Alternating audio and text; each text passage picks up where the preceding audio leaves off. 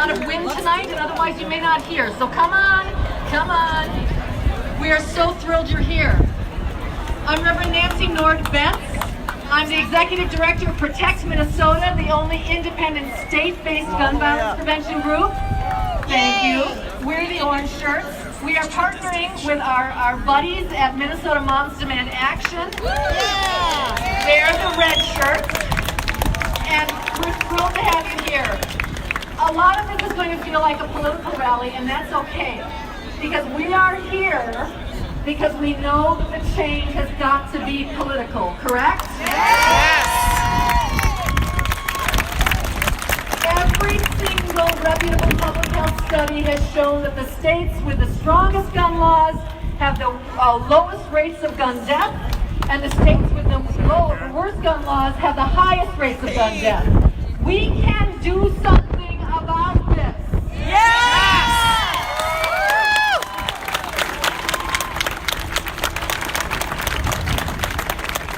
We are so appreciative to have Governor Tim Walz, which we'll be introducing later, and Congressman Dean Phillips, and so many wonderful state-based leaders. Yay! And in a little bit, we're going to get to hear them all. But we're all here because 39 people died this last weekend in mass shootings, right? And the at others. the same time, in that same weekend, 79 people were shot in Chicago. About 100 Americans die by gun violence every single day. We have not yet, thank God, had a mass shooting that big. So in effect, the daily toll of gun violence is like the worst mass shooting we've ever had. So before we get to talking about laws and change, I want us to spend just a few minutes thinking about those whose lives were lost last weekend, but the weekend before, the month, the year, the decade before that. And to do that, we've invited the Reverend Ralph Olson. He is an ELCA pastor. He's a gun violence survivor. His daughter was murdered in the first Craigslist murder. And he is the chair of Protect Minnesota's Interfaith Alliance for Gun Safety. Reverend Ralph.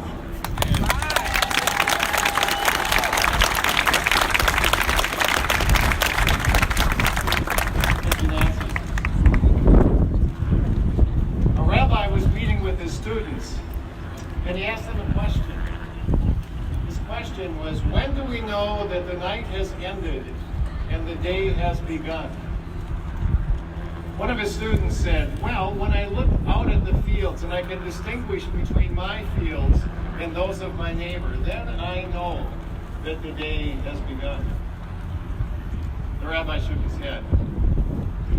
Another student said, well, I know that the night has ended when I look out at the village and I can distinguish my house from all the other houses, then I know the night has ended. The rabbi said, no. Another student said, I know the day has begun when I look at all the animals in the field and I can distinguish between a cow and a horse. Then I know the day has begun. The rabbi said, no, no, no. Night has ended and the day has begun when you can look into the eyes of the people around you, and when you do, you see that they are your brothers and they are your sisters. Then we know that the day has begun.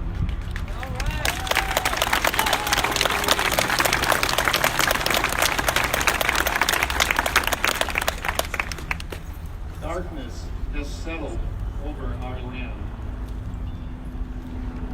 We gather as we search for some light. In the darkness, we gather to honor the dead.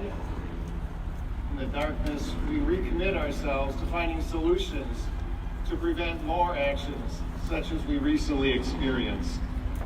So I invite you now to take a moment and pray with me. Creator of all, in silence we grieve. In silence, we stand in solidarity with all victims of gun violence. Words are so inadequate, so we pause to breathe before we say anything, before we act.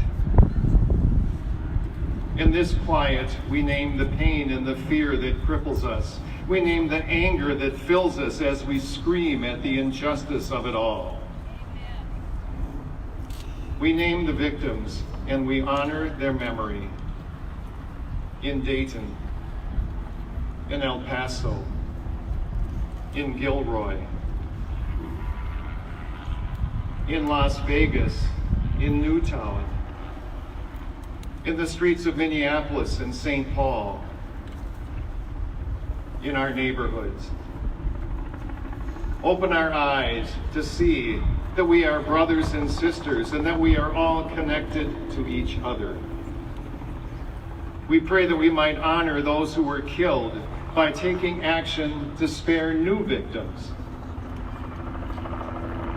So we pray, give us wisdom, give us courage, give us energy. The night is long. We pray for the daylight to come. Amen. Amen. Amen.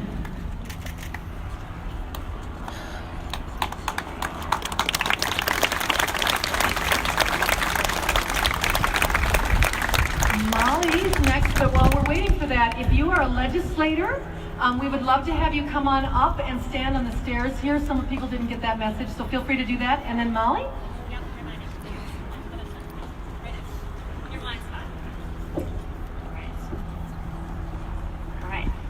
Hi, everybody. Go, Molly! Right, Molly.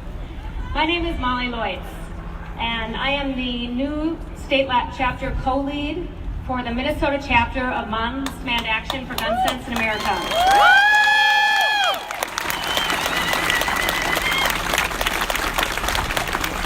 Wearing this red shirt, you know the one, I represent thousands of volunteers and hundreds of thousands of supporters, mothers and others here in Minnesota. Nationwide, Moms Demand Action has over 5 million supporters and growing.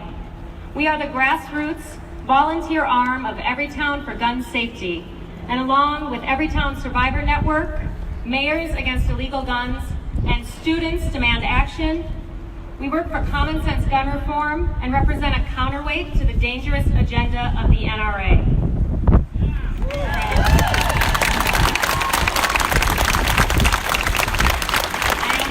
To admit to being a little nervous. This is definitely the biggest crowd I've ever spoken in front of, and my first big speech.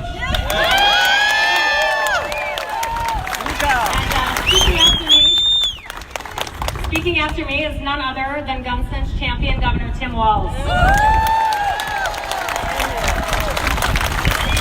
I am honored to be speaking to you tonight. To be here alongside Protect Minnesota, community organizations, elected officials, students, and survivors. To be standing firmly with our Latinx community against gun violence and against hate.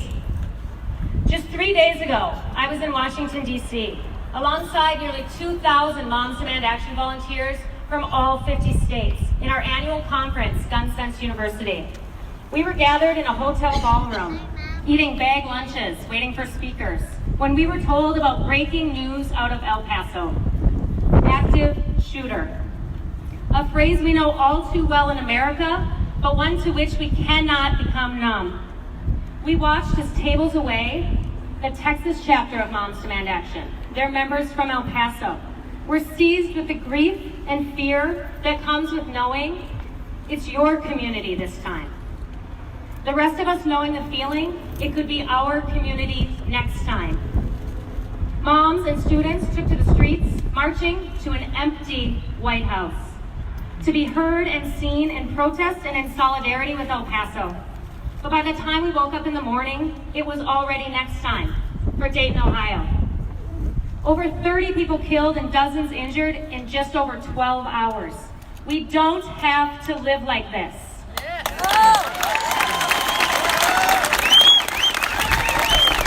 We should be free to live without the constant fear of being shot. That's right. Yes. No law can prevent all gun violence. But we can be doing so much more as a state and as a nation to keep people safe. Mass shootings grip our news cycle and bring acute focus to our gun violence epidemic. But let us also focus on the victims and survivors of everyday gun violence. 100 people a day on average in America.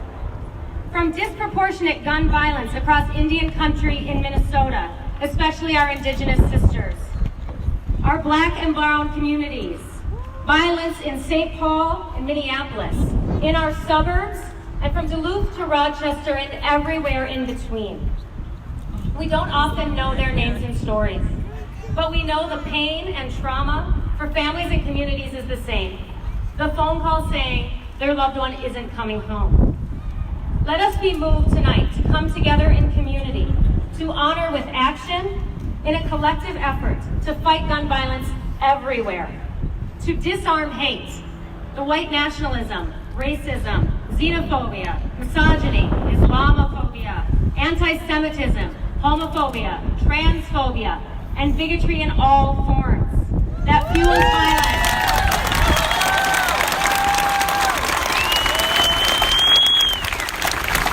Let us demand action from our elected officials.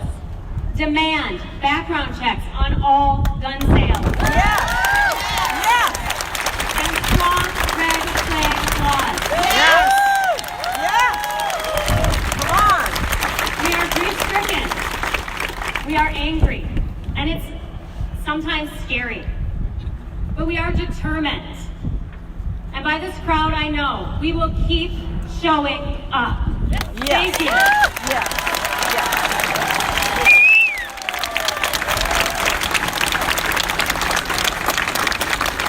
That was pretty dang good for a first speech.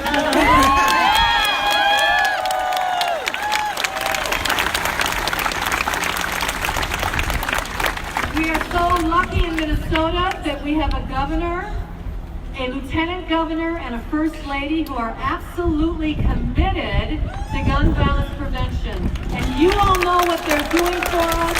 Give them a hand.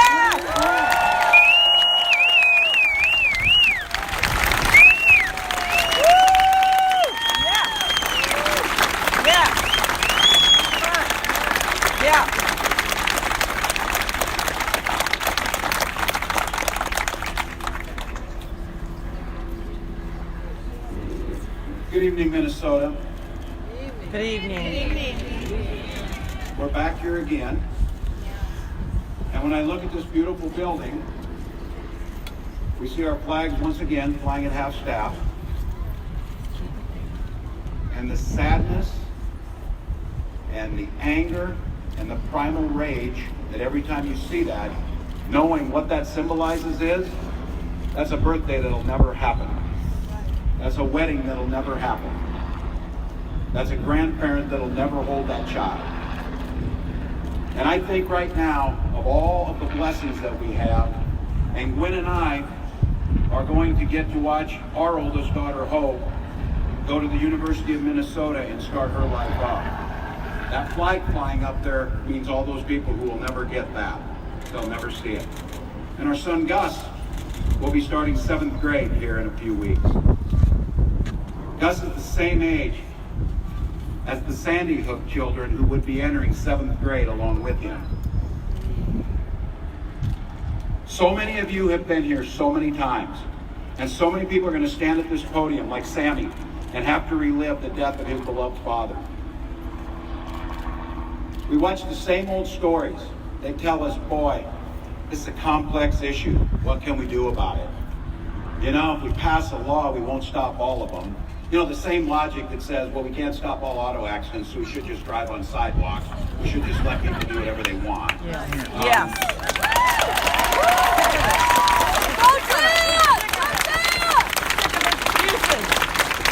Or more cynically, they try and demonize those with mental health issues. The very people who tell us it's mental health issues, which all of you know, are 10 times more likely to be victims of violence.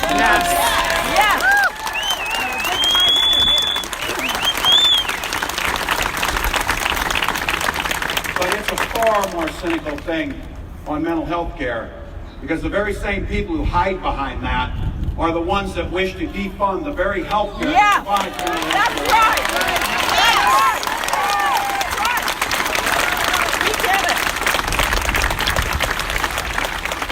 And for those that want to make the case, and I want to be very clear, those that talk about our rights, we know this, and there's here, so many of you have fought for the rights and freedoms that we have. But an understanding, and trust me, as someone who served 24 years in the military, I'm very familiar with these weapons. I've shot everything from 9mm to cannon and rocket launchers. And I'll tell you what I learned by that is, the damn things don't belong on the streets of our country.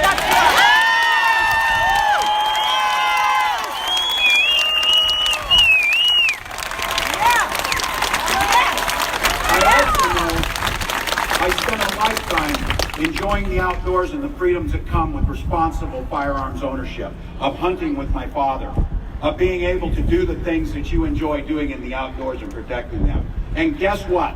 The things that we're proposing to reduce senseless violence on our street do nothing to infringe upon your rights as a lawful gun owner to do this. That's right.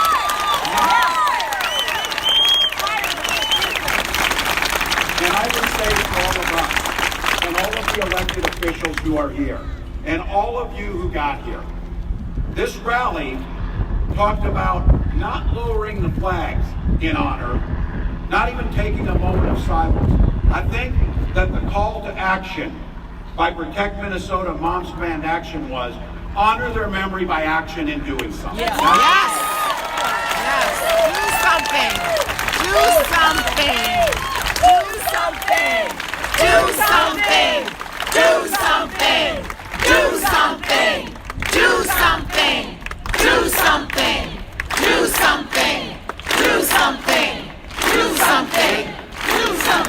Here's the beautiful thing of our democracy and a whole lot of freedoms that are protected for us.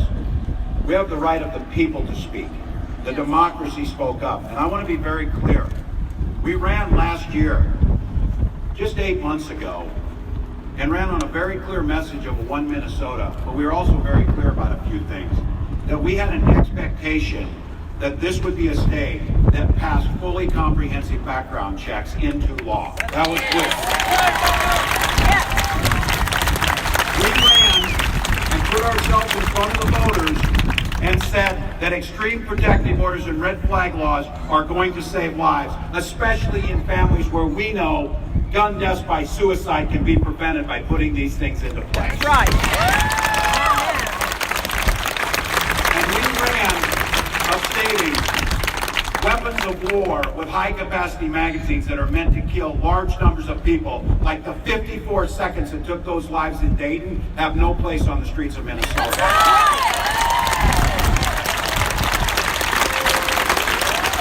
And then we trusted the voters, and they came out, and 1.3 million of them, 300,000 more voters than any time in Minnesota's history, voted for those issues. Yes.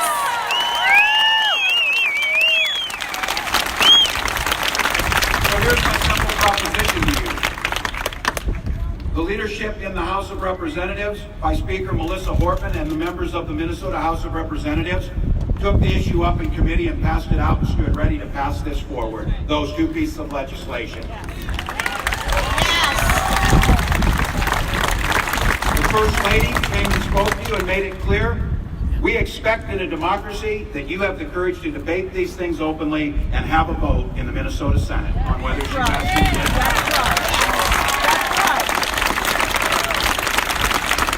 And the power that I have, when we put the pressure on, and here's what I'm asking you, why are we waiting for the next session? Why don't we...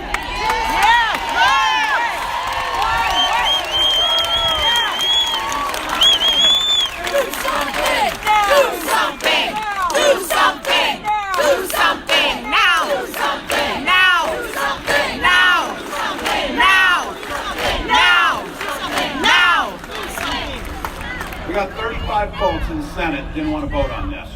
My guess is a lot of them are thinking through this. Here's my call to action for you. Let's get on the phones. Let's make our case. Let's get out there and talk to neighbors, because here's how quickly we can change things. If we wait for DC to change it, thank God we have champions like Dean Phillips who are making a difference. job, but we know and we've seen this, and I'll tell you what, I'm not waiting on Mitch McConnell. I trust Minnesota. So here's the deal. Bring them back.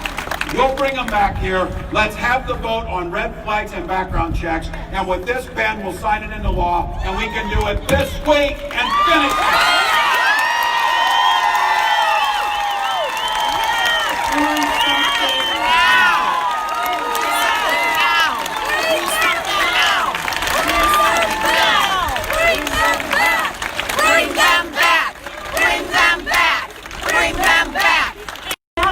Let's give him another hand, please.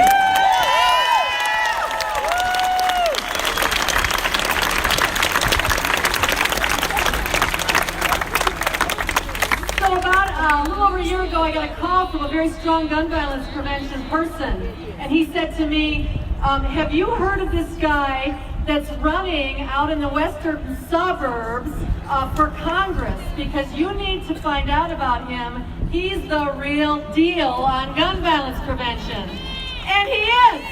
I'm so honored to be able to introduce one of our newest congressmen, the Honorable Dean Phillips.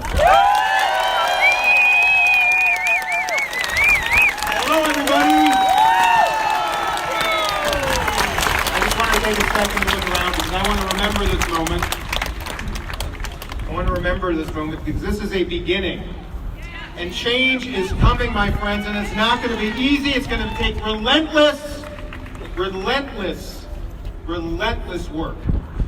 And I ask all of you to join me because I am sick.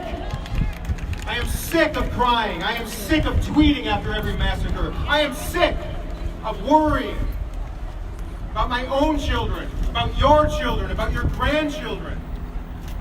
I'm sick of talking to teachers and students afraid to go to school. I'm sick of talking to families afraid to go shopping. I'm sick of talking to teenagers afraid to go to a music festival. And what do we do in this country when we're sick and tired of something? We do something, not nothing. Right.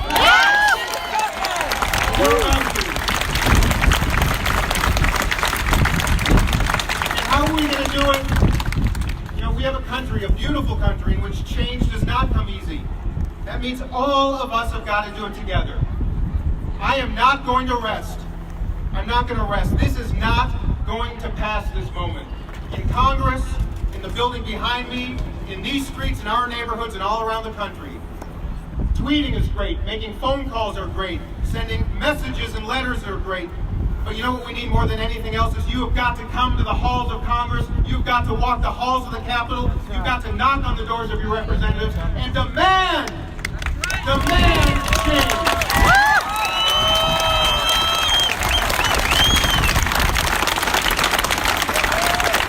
And we're not going to do it by demeaning people, and we're not going to be doing it with anger. We're going to be doing it with love. We're not going to be doing it by demeaning Republicans.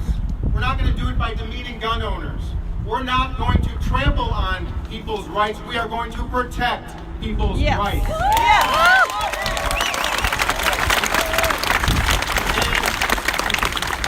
I see in the audience a couple of the Republican trackers, the people charged with following around candidates and elected members of the Congress to catch us in moments that they can use on television ads to demean the others, and both parties do it. But I'm here to ask and extend an invitation to my Republican friends, who are parents, who are Americans, who are decent people too. Join us. Join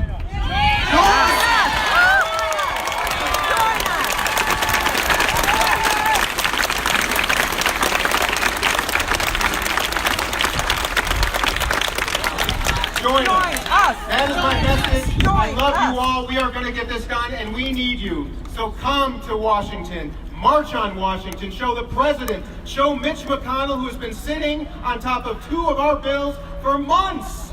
That he should at least allow a vote, because that is how this country should work. I love you all. Let's get to work.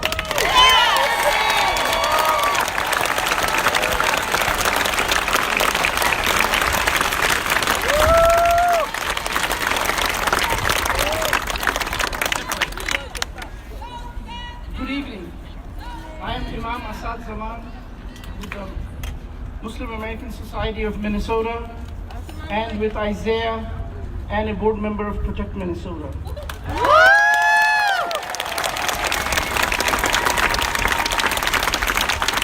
But today I don't want to speak to you as Minnesota's imam. I want to make a confession to you. I confess I am one of those Minnesotans who does not want to get shot.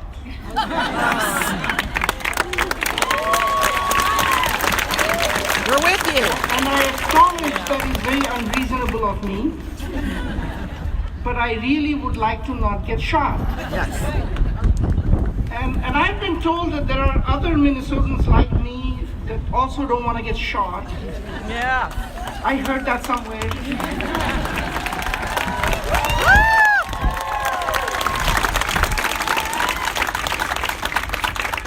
So Minnesota voters who are against getting shot need to prioritize Minnesota legislators who will protect that right for them. Yes. I think they're called gun sense voters. What do I know? I have another confession to make. As many of you may have noticed, I'm not white. And the white supremacist ideology scares the bejesus out of me. All of us.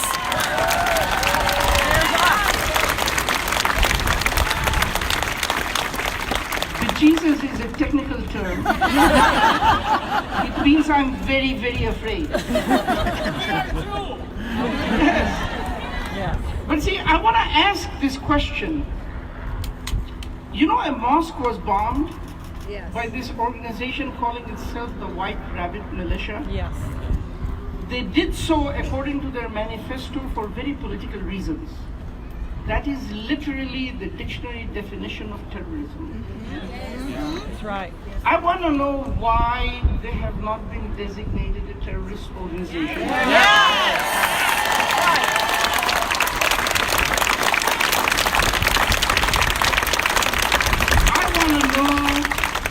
Why those who funded them and provided material support for them have not been arrested. And I want to know what it will take for us to enact common sense legislation. Thank you, Minnesota.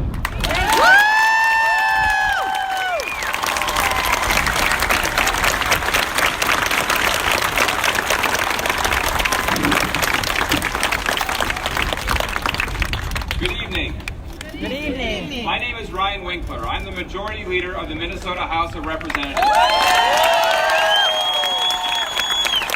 am here on behalf of the 75 members of the Minnesota House DFL caucus who did something. For the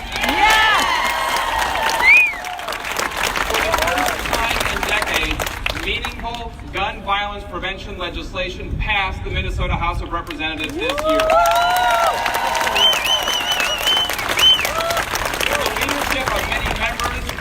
One of whom you'll hear from, Representative Dave Pinto and Representative Ruth Richardson, we passed universal background check legislation. And we passed a red flag law that will work and protect people's rights. Thank you. And we did this because it is time to be done with excuses. Yes. The excuses I've heard ever since I was first elected. We can't do anything because we will lose an election. We can't do anything. We can't do anything because any bill we pass won't solve the problem of gun violence. We can't do anything because this bill won't pass the Senate. We can't do anything because this bill won't be signed into law by the governor. We can't do anything because doing somthing would be admitting that there's a problem. Yeah, that's right. And we know there's a problem. You know there's a problem. The people of this country and this state know there is a problem. Yes. Vote them out! Vote them out! Vote them out! Vote them out! Vote them out! Vote them out! Vote them out! Vote them out! Vote them out! Vote to take. Because the excuses will never stop coming from Republicans in the Minnesota Senate.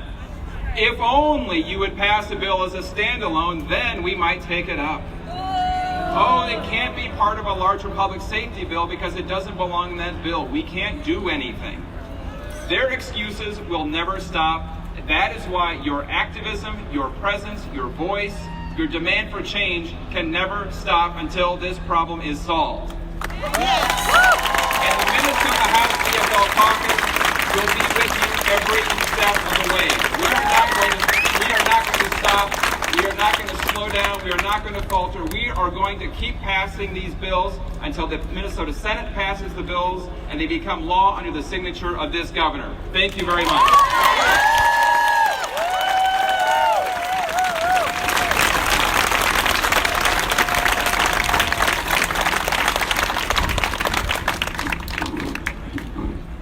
My name is Ron Latz. I'm a state senator and the chief author of the background check and the red flag bill in the Senate.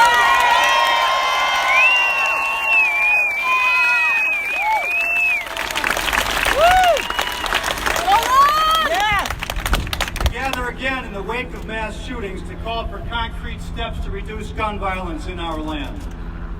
It is an abdication of public leadership to refuse for years to conduct Minnesota Senate hearings on two demonstrably effective tools to reduce gun violence.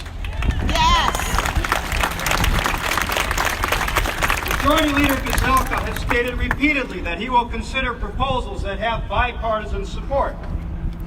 By that, I think he means explicit support from individual members of his Senate Republican caucus. That, however, presumes that his caucus members accurately reflect the views of the constituents they represent. On this issue, they don't.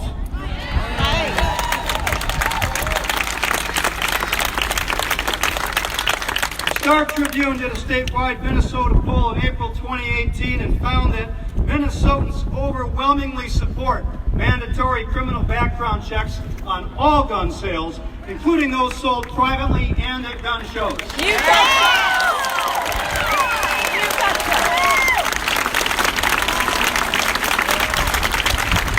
96% of Democrats, 86% of independents, and 86% of Republicans.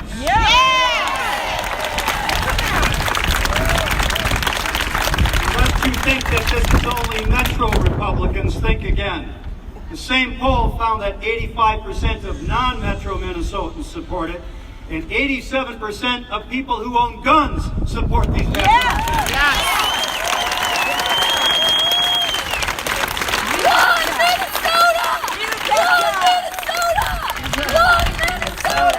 One Minnesota! One Minnesota! One Minnesota! One Minnesota! One Minnesota! Now let's consider the Extreme Risk Protection Order, or Red Flag Bill. It too is bipartisan. As of today, 17 states have some form of a red flag bill, or law. These include Florida, whose Republican governor pushed for it in the wake of the Parkland massacre, and Indiana, which has had this law since 2005. Ohio Republican Governor DeWine, Arizona Republican Governor Ducey, and President Trump now support it. National polling, yes, support the Republicans who support the red flag bill. All right. Trump doesn't. National polling backs this up. In 2018, the Washington Post ABC News nationwide poll found that 85% of registered voters support red flag laws. 92% of Democrats, 84% of Republicans, 81% of conservatives, 85% of suburbanites, and 81% of rural voters. Wow! Power to the people! Majority Leader Gazelka, your test has been met. Both bills are bipartisan. Yes. So Majority Leader Gazelka and Senate Judiciary Chair Limmer, you have a serious job to do. Yes. It involves more than just saying no. Yes. It is your responsibility as serious public policy makers to look for evidence-based, effective, and bipartisan solutions to gun violence. Yes. Do your job. Your job involves more than running a blocking pattern for the NRA, the Gun Rights Caucus, and your most radical GOP caucus constituents.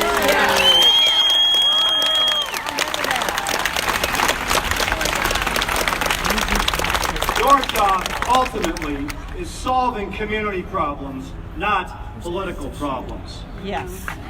Now, we would love to work together with you to pass these bills, just as we took into account the views of your members and gun advocates to craft these bills. Any objective view of the content of these proposals and their adjustments over the years will recognize the move toward the center, the moderates, the middle of the road, the respect for Second Amendment concerns, the input of centrist legislators from your party and ours. These bills focus on the people that pull the triggers. Our goal here is to protect our citizens from gun violence, as the safety of the public is paramount. Indeed, public safety is a most basic human right. That's right. Yeah. It is one of the foremost reasons that people organize into governments, to arrange for the collective protection against violence. Senator Gazelka and Limmer, you swore an oath to the Minnesota Constitution, which says as its very purpose, Article 1, Bill of Rights, Section 1, Object of Government. Government is instituted for the security, benefit, and protection of the people. Yeah. Do your job. Do your job. So, to those who say that these gun violence reduction proposals are an infringement on gun owners' rights, I say this. The time has arrived in Minnesota for this legislature to get out of the shadow of gun rights and to walk forthrightly into the bright sunshine of human rights. That's it.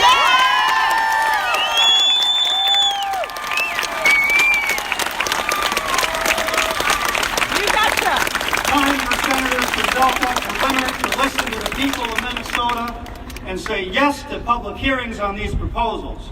And if our current Senate leadership can't lead us there, then at least get out of the way and we will do the leading. That's right. Vote them out. Woo! Yes. Right. I'm a Lutheran pastor and I've had to make a lot of bad announcements in my time, but I have a really serious one to make now. Right now at Regents Hospital, there's an active shooting going on in Regents. It's a lockdown. Maplewood. Thank you, Maplewood is what's going on? Yep. Shooter in Maplewood, Regents Hospital is locked down. Shooter in Maplewood, Regents Hospital is locked down.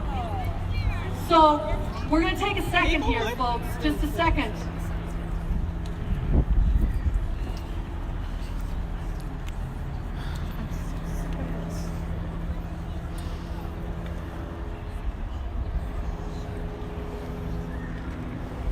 I hope during this time, while you're thinking about the people that may have their be putting their lives at risk right now, while you're thinking about the first responders that are going to have to risk their lives to go deal with this, I hope you're also spending a moment to think about what the hell we're going to do to change this situation. We know what to do. We know what to do. Let's do it. Not one more. Not one more. Not one more. Not one more. Not one more. Not one more. Not one more. Not one more.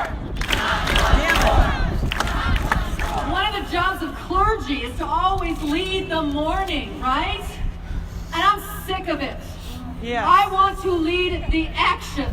Yes. And so when we leave this place tonight and we hear whatever it is that's going on in the news, we're going to do more than be mad about it, folks. We're going to call, we're going to write, we're going to meet, we're going to stake out the offices of those Senate leaders who are blocking bills that could be saving lives. Do you promise? Yes!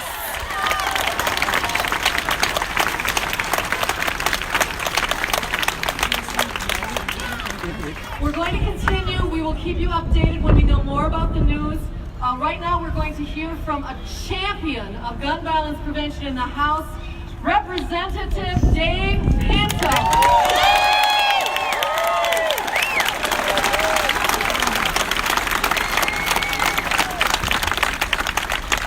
Good evening. This is that's some pretty difficult news to follow. We're going to keep on going because, of course, that's what we have to do day after day after day and week after week after week. My colleague, Representative Ruth Richardson, and I are the authors in the House of the two bills that you've been hearing about, criminal background checks and extreme risk protection orders. And I want to acknowledge that we are joined today by some amazing gun sense champions in the Minnesota legislature. I've been given permission to acknowledge a number that we've got. Senator Matt Klein, and I see Senator Dick Cohen up here. Senator Dan Shorten, Representative Jenny Cleaborn, and Kelly Morrison. Yeah, please clap for them. We've got Robert Thurman is here. We've got Senator Melissa Wickland, Lieutenant North Minneapolis Representative Ray Dean is here. We've got Representative Lori Pryor, who wants to come in. We've got Senator Jim Carlson here. We've got Representative Mike Howard, Representative Frank Hornstein from Minneapolis. We've got Senator Scott Dibble, Representative Mike Freiberg is here.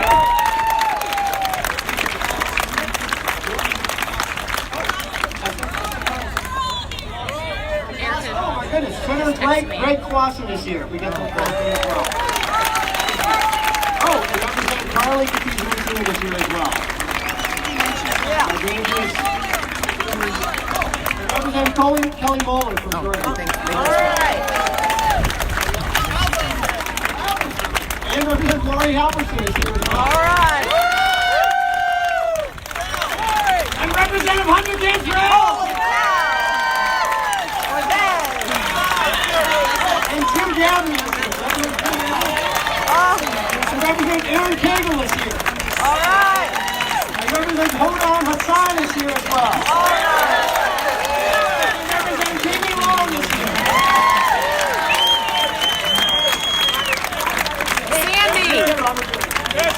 Sandy Mason. Representative Peter Fisher. Sandy Mason. And I will note, and Representative Sandy Mason. Hey. Oh.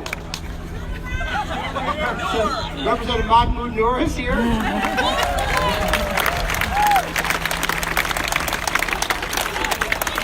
The sun is blocking my eyes. We clearly should have gotten a lift. And Representative John Lesh from St. Paul is here as well. So we're going to hear from some elected officials shortly as well. I want to acknowledge that we have so many champions, and of course you heard from our majority leader, Representative Ryan Winkler, about the progress made in the Minnesota House. For my part, I serve as a prosecutor outside my work at the Capitol. I specialize in prosecuting gender violence. And I chose that work because I wanted to help keep people, and especially vulnerable people, safe. And of course that's why we all are here, because we have been failing to keep people in Maplewood tonight, in Dayton and El Paso over the weekend, in Gilroy, in Sutherland Springs, in Charleston, in so many communities safe. It is long past time for us to do more to keep guns out of the hands of dangerous people. It is long past time for legislative action to keep us safe. Now you've heard about these two bills, pretty simple principles. Before a gun changes hands, we should be sure the person receiving it is actually eligible to receive it. We have criminal background checks on many gun sales. We should have them on all gun sales. And when law enforcement sees dangerous red flags, they should be able to go to court to get guns out of the situation. That's right. As you have heard, both of these proposals are in use in other states where they are working very well and keeping people safer. Both, as you heard, have been passed by the DFL majority in the Minnesota House, And both have been blocked from even getting a hearing in the Republican-controlled Senate. That is unacceptable. Shameful. Shameful. Remember, these are the same people who suggested arming school teachers as the solution. Remember that? Unacceptable. Shameful. They toss out excuse after excuse after excuse and do nothing. Unacceptable. Days into weeks into years and nothing happens. Unacceptable. So you tell the Republican Senate, if you will not do more to keep guns out of the hands of dangerous people, then we will gladly elect those who will. Vote them out! Vote them out! No more excuses. The time is now. No more headlines. The time is now. No more deaths. The time is now. No more delay. The time is now. Thank you so much.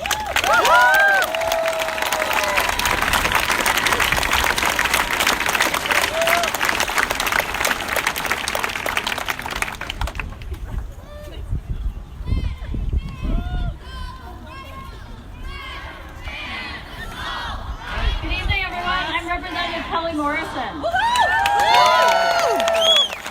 I'm excited to see you all. I'm Representative Ginny Cleaborn. I just want to share 3 small stories with you that influenced my decision to be here tonight. I have been a long-time advocate for the safety of children. I don't want to talk about shootings. We've just had 3 people injured by a gun.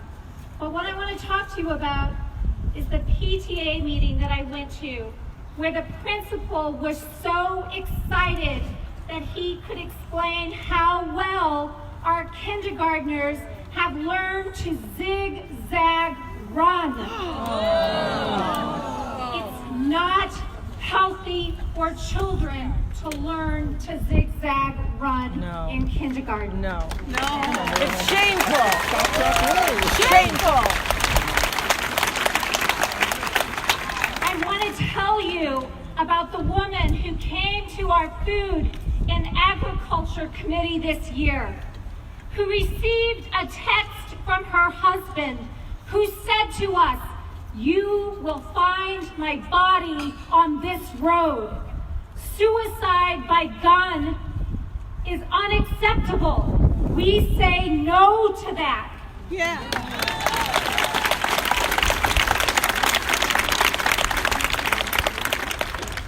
The last story I want to tell you is about reading the obituaries. I have a habit of reading obituaries. I think it honors people's lives. But I never expected to find the classmate of my son who had been shot on a weekend going out with her girlfriends. She is no longer with us. A celebration of young women getting together and celebrating their lives should not end in gun violence. I say no. I ask you to say no. No! Carry these stories with you. These are stories about our children and the long-term damage that will come to them from being afraid to go to a movie theater. Stopping to say, will I go to the grocery store with my uncle or will I die at the grocery store? That's not healthy for children. This is about our future. Stand with us. Thank you.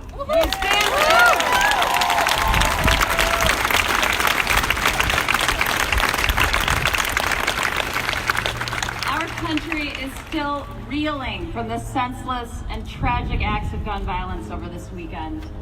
This is a national public health crisis, and we need to take action now.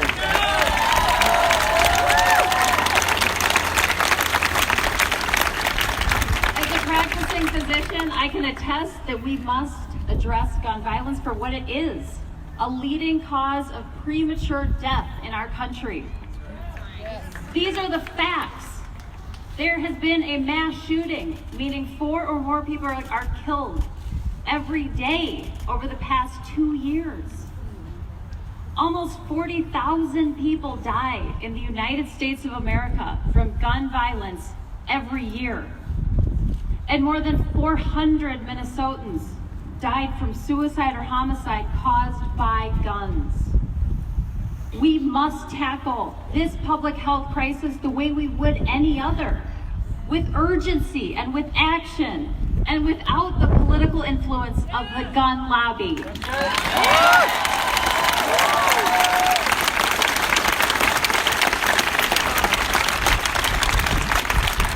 Gun violence is preventable, but it won't happen in a vacuum. We must adopt measures that can save lives.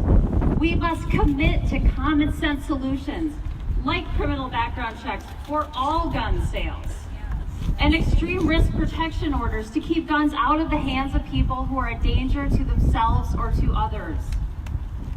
These bills were passed during the 2019 session, but the Republican-led Senate blocked them. Vote them out! Shameful! I call on all of you to call Senate Majority Leader Paul Gazelka and ask him to hold hearings on these life-saving measures. Now!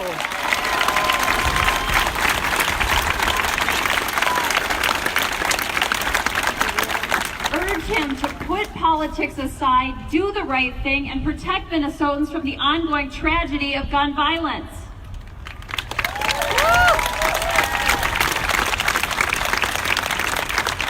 As a doctor and a mom and a Minnesotan, I demand action now.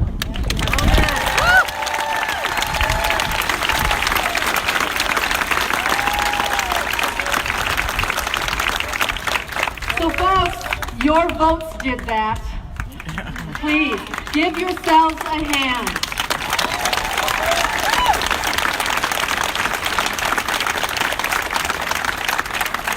Before we move forward, we missed a couple of legislators who are here. One is Representative Khalil Her, thank you.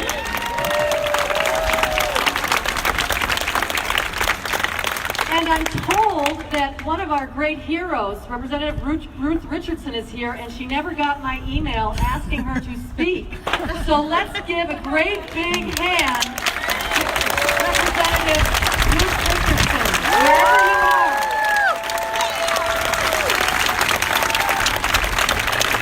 Thank you.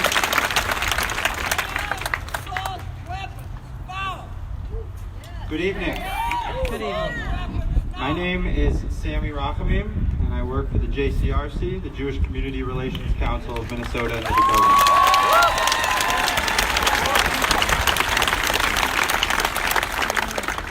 Almost 7 years ago, my family joined a club that we never asked to be a part of.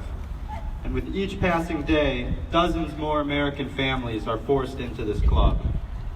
Almost 7 years ago, my father was murdered in a workplace shooting in Minneapolis. Losing my father, who I called Abba, the Hebrew word for dad, tore a hole through my life that could never be fully repaired.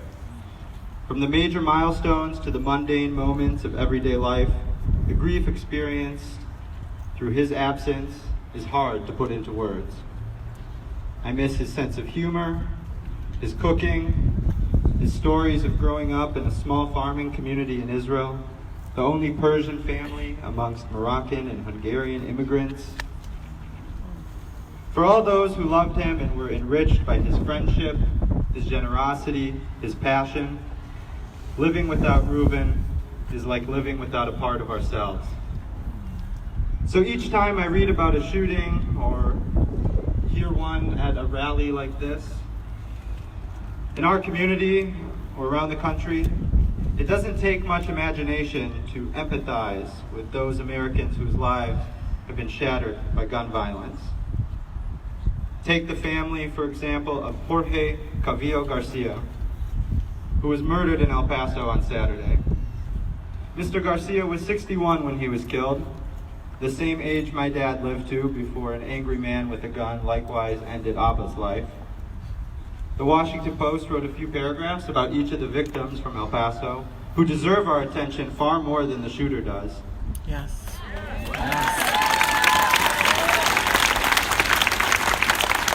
Of Jorge Garcia, they wrote, he was a family man. He went to Walmart on Saturday morning because his granddaughter Emily was outside the store to raise money for her soccer team. Cavillo was going to bring food and water to the collection event. It was reported that Jorge was killed shielding his granddaughter and her teammates from the hail of bullets. The ultimate sacrifice, which he never should have had to make.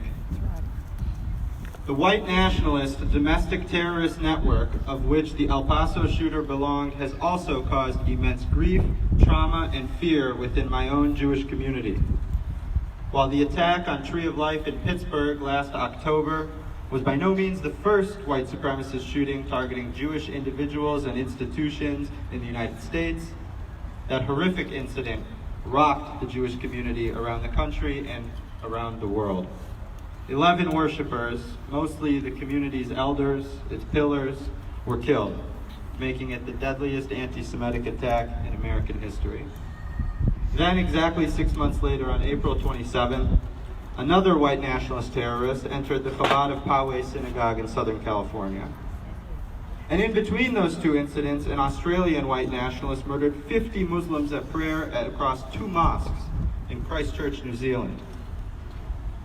These attacks foster a perverted reality in which worshipers at synagogues, mosques, gurdwaras, temples, and predominantly black or Latinx churches must pay equal attention to where the emergency exits are and whether they would run, hide, or fight as they would normally pay to the sermon or prayer that brings them there. Is that not an infringement on our religious freedom? Yes.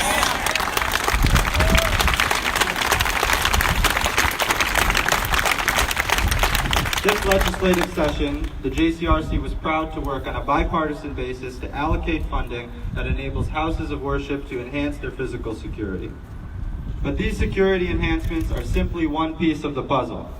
Passing evidence-based gun violence prevention legislation that Governor Walz and our legislative leaders have called for tonight is an obvious component of safeguarding our communities.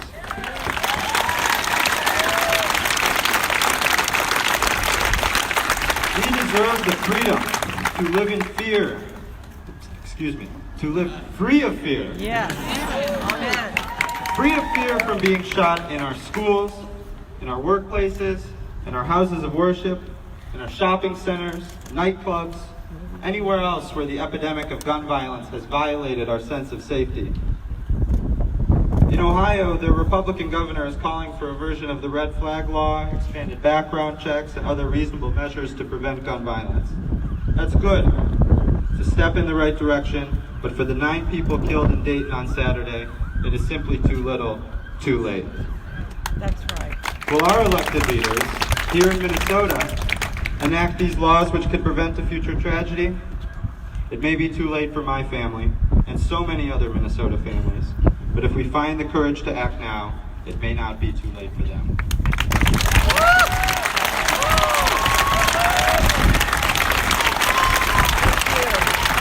Thank you.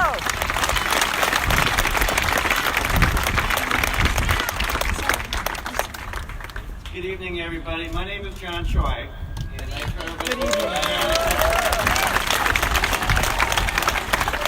When I heard that there was a shooting incident in Maplewood, which is my community, my heart sank. And we have a little bit of an update on that. I understand that we know that 3 people have been shot. We don't know the extent of the injuries. I'll get a little closer. We don't know the extent of the injuries, but 3 people have been shot in Maplewood. And when I heard that news, my heart just sank. Because for too long, too many times, time and time again, these things happen in our community, yet we do nothing. All of you are doing something. Thank you. But as a collective body, as a state, as a community, I feel like we're stuck. And we're stuck because of political influences. We're stuck because of special interests. Yes. And those are the things that need to change. Yes. I remember it was about 7 years ago when Sammy's father was taken from us. And it was around the same time as Sandy Hook. I thought that at that time, things have to change. We all thought so. We all thought that, right? Yes. But they didn't. And time again, over and over, we have these mass shooting incidents that occur around our country. But it's not just about the mass shooting incidents, it's also about the suicides. It's also about every year, if we count the numbers of people who are victims of gun violence, we have a mass shooting in St. Paul and Minneapolis and every community every year. Yet, we fail to do anything as a community, as a state. Despite this inaction, I look out into this audience, this group of great people who are assembled here who want to do something. And so what we need to do is we need to get some legislation passed. The reference to legislation that the House majority passed, but was not heard in the Senate. As the county attorney, I will tell you, as somebody who deals with gun violence on a day-to-day basis, these two bills, extreme protection orders and universal comprehensive background checks for every transaction, will make a difference. You know, all of those guns that are on the street, the vast majority of them are illegal. And if we could get a better response, better regulation around those simple things, we would have a safer society, a safer Minnesota. But what it's going to take to change all this is all of you. All of you have to keep at it. All of the elected officials, I know we're going to be doing the work that we need to do. But you know what? People talk about this tipping point. This is tipped. The vast majority of Minnesota want these things. We have to just keep fighting. So thank you very much.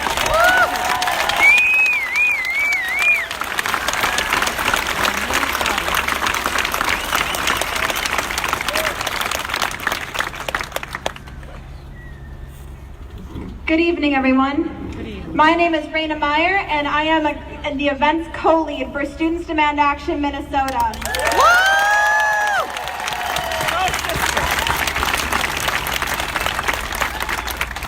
When I heard about the recent shootings this weekend with Molly, surrounded by tireless gun sense advocates, I felt numb.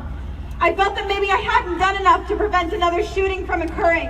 The sad truth is that while I feel the weight of that responsibility, many with the true power and responsibility to do something about it continue to do nothing. Yeah. Vote them out. This issue, this problem is on their shoulders. It is not on ours. We should be protected and advocated for by our representatives, yet too often, many don't act on that responsibility. I have the good fortune of living in a district where my representatives recognize and advocate for this issue to finally be put to an end. But if your legislators don't, work hard to vote them out. Show them that you have the true power in this situation. Yep. Vote them out. Show them that we will not stop and we will not rest until action on this issue is taken. We will not continue to let Americans die. 100 people in this country are killed every day due to gun violence. For some lawmakers to pride themselves on not allowing any action to be taken, for some to call themselves the Grim Reaper on Capitol Hill, is disgusting and abhorrent. Shameful. Moscow Mitch. Shame on you. Call his name, Moscow Mitch. Vote them out. Vote them out. Vote them out. Vote them out. Vote them out. Vote them out. Vote them out. Vote them out. At our best, we as Americans fight with everything we have to make our country better. That is patriotism. That is patriotic. That is patriotic. Yes. Lawmakers who refuse to back common sense gun laws, history has its eyes on you. That's right. Lawmakers who are standing behind the 90% of Minnesotans who support a background check on every gun sale, history will remember your names as the one who pushed for protection and safety of Americans. This issue will go down in the history books, and our fight for protection and survival in our own country will be remembered as one valiant, unwavering, and defiant. Most importantly, history will remember that we won! Yeah! Well said! Well said!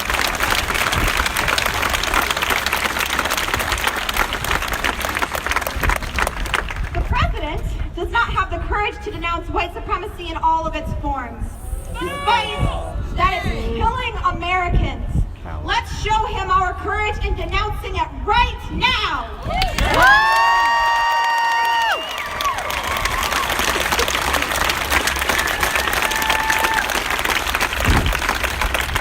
We stand with black and brown communities which are disproportionately affected by gun violence on a daily basis.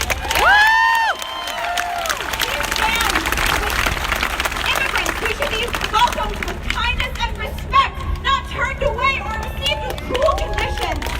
Yes! After this rally, call your representatives. Thank them if they support the common sense gun laws that we need. Call them, write them, go to their offices. Show them that this is the final tipping point. Columbine should have been the tipping point. Sandy Hook, Aurora, Virginia Tech, Parkland, Orlando, Red Lake, Minnesota, and every one of the shootings that occurs every day in this country should be the tipping point. They were killed not due to violent video games or broken families or bad neighborhoods. They were due to guns and loose gun laws. Yes! That's right! That's right! Let's make sure that Bacon, Gilroy, El Paso, and now unfortunately Maplewood are the final tipping points. We have no more time to let politics get in the way of American lives being saved. Gun violence needs to end now. Very well said. Good job. Good job. All right. That's the future, folks. Yes!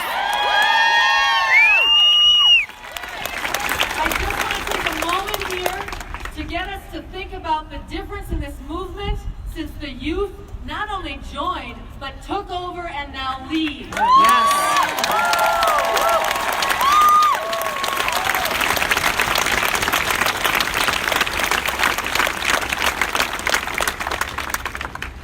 Good afternoon, good evening. Minnesota Summers. My name is Emilia Gonzalez Avalos, and I am the executive director. Can you guys hear me back there? Yeah. I'm executive director of Unidos Minnesota. And we are a Latino organization, and one of the most important pillars is our immigration justice work. So please bear with me as I share some words. I'm still mourning. A lot of things have changed within the past few days. And for the last 2 years, I've spent a lot of time with my peers and other organizations in our immigrant rights movement, talking to people about their rights on how to prevent a deportation, or as we call it sometimes, a kidnap of our community members. Yep. And as the events on Saturday came into light, some of us got together to discuss that now, not only that, but we also have to be talking to our folks about emergency drills. And our hearts sank. I think many of us are still dealing with the trauma and the pain because there's enough expressions of disdain and otherizing already in our community. And then here's another exercise, a very visible and clear exercise of violence to tell us yet again that we're not welcome here. We love you! You're welcome! I would like to address now the Republican truckers that we have in the audience. Every time I hear there's a Republican trucker in the audience, I flinch a little bit. Because in the past I was fearing that every time I am in some kind of video, someone was gonna come at the door and take me from my family. Now I fear that these images and these words that will probably be weaponized can lead also to a shooting and death of our community members. I am making you responsible trackers if anything happens to one more person of our community.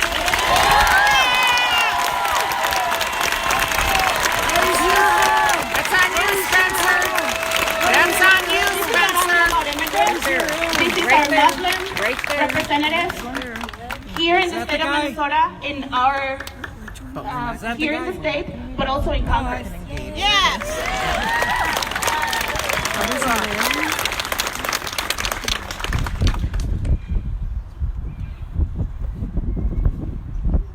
It is very hard right now to talk about these issues. And something that I have struggled as I make sense of the news is that it is so damn easier to get a gun than a fucking immigration status in this country. It is so easier for me as an undocumented person to get an assault or military weapon in a store than to actually make sure that I am here for my kids to protect them as a citizen of this country. And that has to change. Now. It has to change now.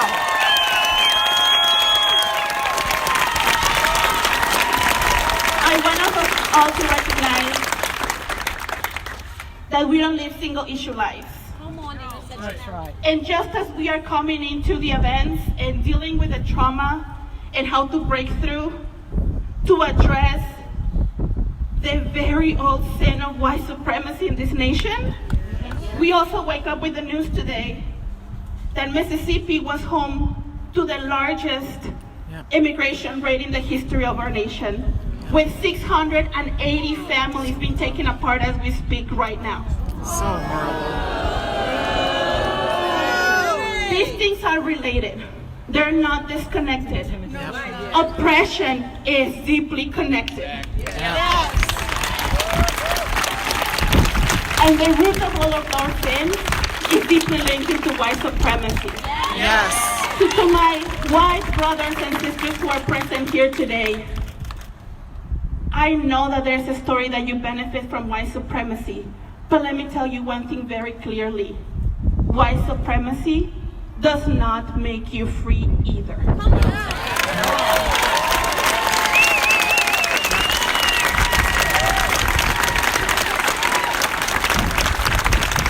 Every single exercise of anti-Semitism, every single exercise of anti-blackness, of anti-immigrant and refugee is deeply rooted in a very dangerous ideology. That's right.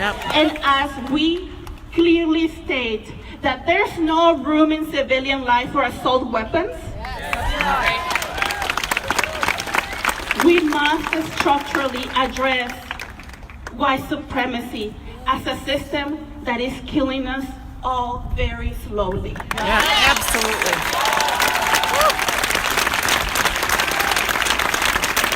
I have my daughter here in the audience. And for the many years I thought that, well, you know, everything that we're going through as immigrants, as deportable people, it'll be worth one day because maybe one day we all get papers and then it's gonna be something else.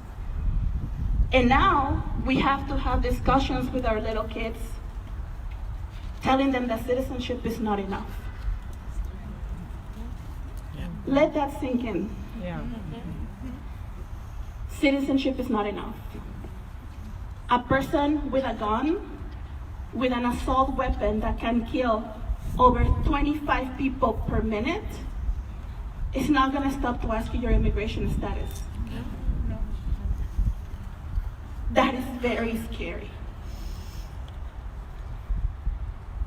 I want to end just saying that just as you can see many people taking risk, being black, being undocumented, being queer and trans, taking the lead of the movement to the America we deserve, because we deserve it. Yes. Let's reckon with the history of the America that cannot ever be again.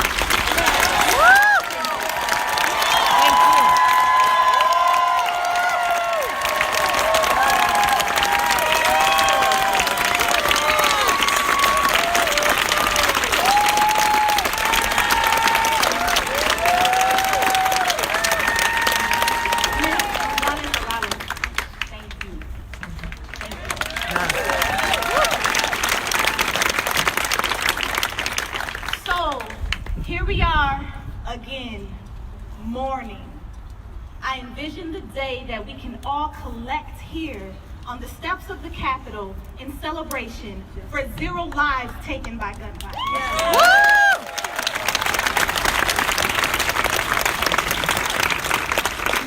My name is Ayolanda Evans Mack. I am the Director of Partnerships for Safe Communities with Protect Minnesota.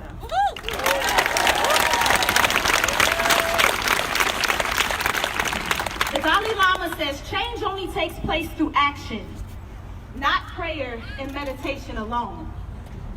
The Bible, James 2:26 says faith without works is dead. Abu Sa'id Khudri reported in the Islamic Hadith that the Prophet Muhammad stated, whatever or whoever among you sees evil, let him change it with his hand. If he is unable to do so, then with his tongue.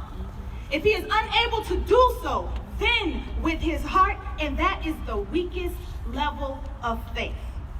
As a nation, we are operating at the weakest level of faith.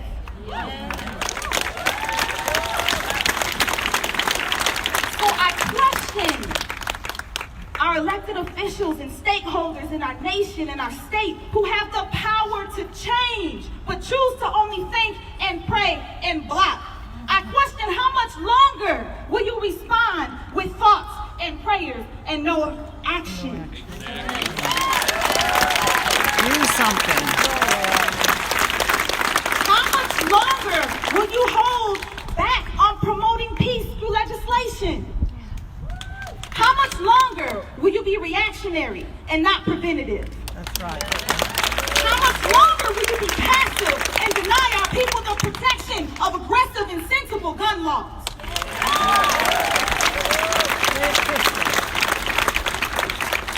I am a college-educated African-American woman married to an African-American man with a master's degree. My husband is a professor at Concordia University. We are homeowners. We are professionals. We live in the community that we work in. And yet we are left explaining to our 5-year-old and our 9-year-old why 3 bullets came through our home, through our bedroom, while we were sleeping in our home on a night in November.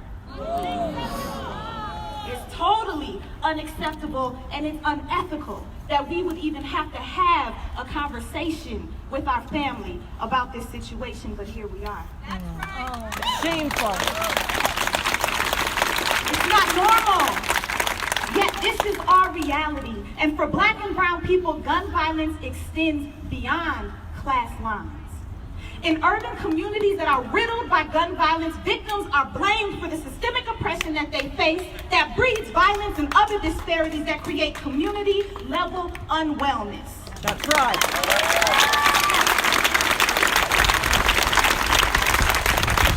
Victims become invisible and their deaths are expected.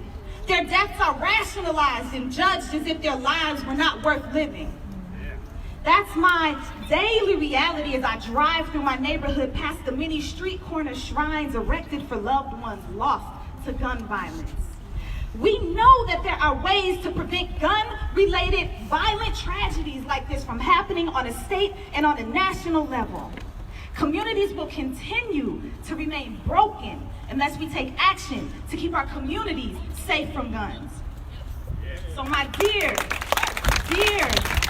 elected officials who continue to block life-saving legislation, the blood that continues to spill from gun violence is at your fingertips. Yep. Yes. It's on your hands. You are responsible for the mourning and the pain of the nation on this day. That's right. The racism and white supremacy that fueled the hate-filled attacks over the last week is the same racism and white supremacy that causes blood to spill in Black and brown communities on a daily basis. Mass shootings happen in Black and brown communities on a daily basis across the nation. El Paso, Texas, and Dayton, Ohio are not isolated incidents. No,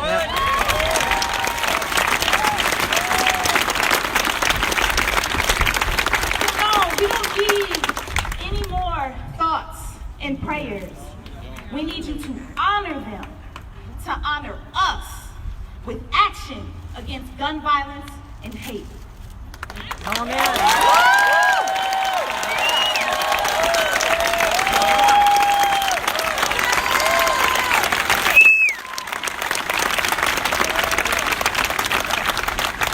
Protect Minnesota is just a little proud she works for us. Give Iolanda a hand.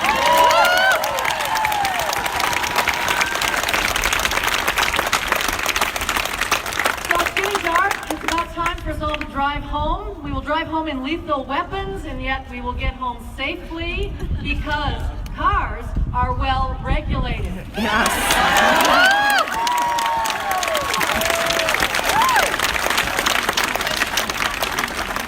In 1946, we had such a high motor vehicle death rate that it was a public health emergency. In 2016, we had cut the rate of motor vehicle deaths in this country by nearly 90%, and we didn't confiscate cars.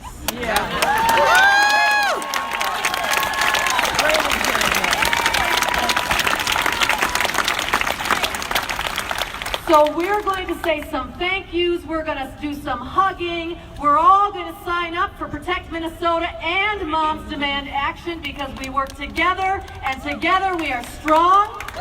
Yes.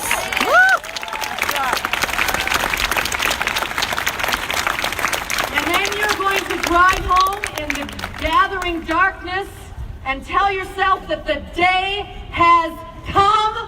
We're going to do something now.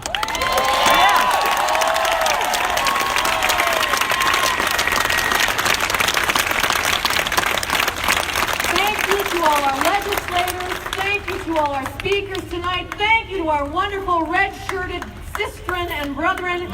Thank you to the Protect Minnesota members here, and thank you to all Minnesotans who are going to do something now. Have a safe night.